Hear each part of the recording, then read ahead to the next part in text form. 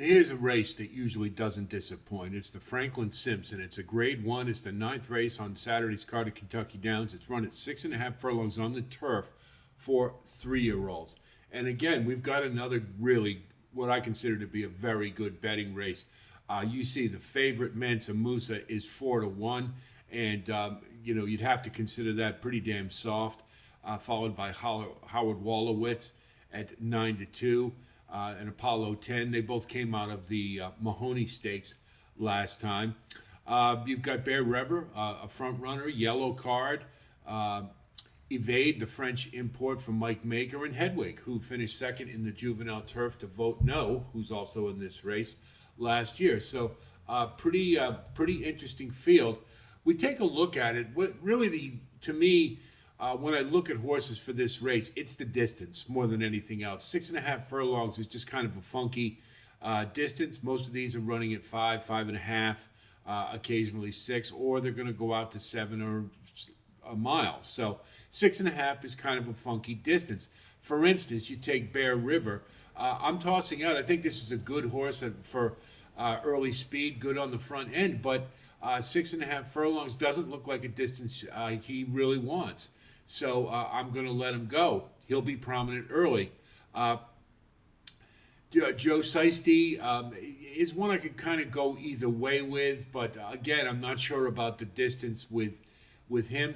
Hedwig has a positive record over Kentucky Downs, as we mentioned, finishing second in the juvenile turf at this distance last year, and has been pretty solid as a 3-year-old. And so certainly the familiarity over the track is going to want me to keep Hedwig in the mix here.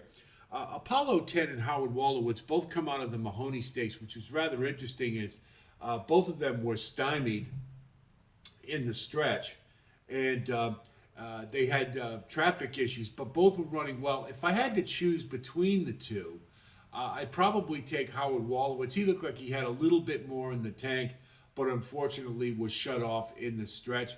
I think both of them are in decent enough form that we can certainly keep in the mix. Probably, if I had to choose one, again, Howard Wolowitz on top, if you're looking that way. Then we throw in Evade. I give Europeans always a little bit of an edge because of the topography of the track at Kentucky Downs, and this is the kind of track that they're used to. Now, his last couple starts haven't been anything to write home about, but you look at his debut at Epsom, and he dueled all the way around the track and had a really strong effort.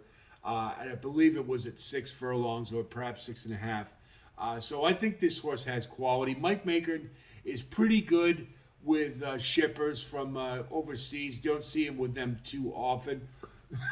Excuse me, but is enough of a wild card in this race that I think you have to include it, especially at 12-1. Mansa Musa for Bill Mott,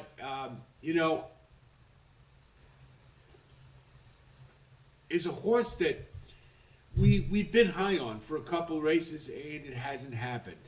And you just kind of wonder if this horse just doesn't want to win. And it's unfortunate.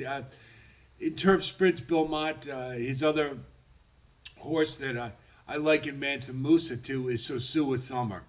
You put everything. It was a horse for the course at Saratoga, and you thought might finally break through and have a big effort, and then just doesn't. It's hard to exclude a Bill Mott horse on a big stakes day. You've heard me say this a million times, and certainly I'm going to put in the mix, but I think is very beatable here. I settled on Please Advise. If you look at the early runners in this race, I almost kind of think they cancel each other out, if that makes any sense. I mean, they just, I don't see anyone that's head and shoulders above any other, and there are limitations on quite a few of them. So, to me, that would set the race up for a closer, and Please Advise, to me, fits the bill. And at 8-1, I think you're getting a good price. This is admittedly a very tough race. There are a lot of ways to go here.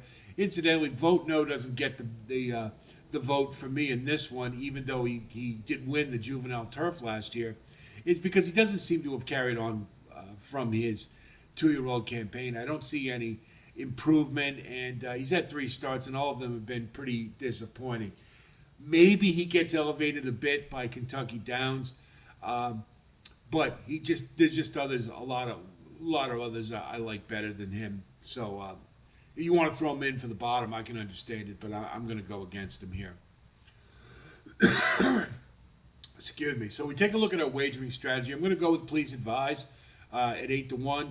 We'll do a win ticket with him. Then we're going to do a key box, and again, because this is a tough race, we'll 8 with 1, 2, 6, and 10, and then we'll box 8 and 11 if Mansa Musa does run back to the kind of race that we expect him to. Then perhaps he can factor in this race. But I by no means, I'll say my degree of confidence is fairly low in this race. So take that for what it is. But we'll have more postings for the other stakes races at Kentucky Downs. We have a few up already, and perhaps we'll have a pick 5 sequence, time permitting. So I hope this helps you with your own wagering strategy. I think I don't think there's a wrong answer here. I really don't.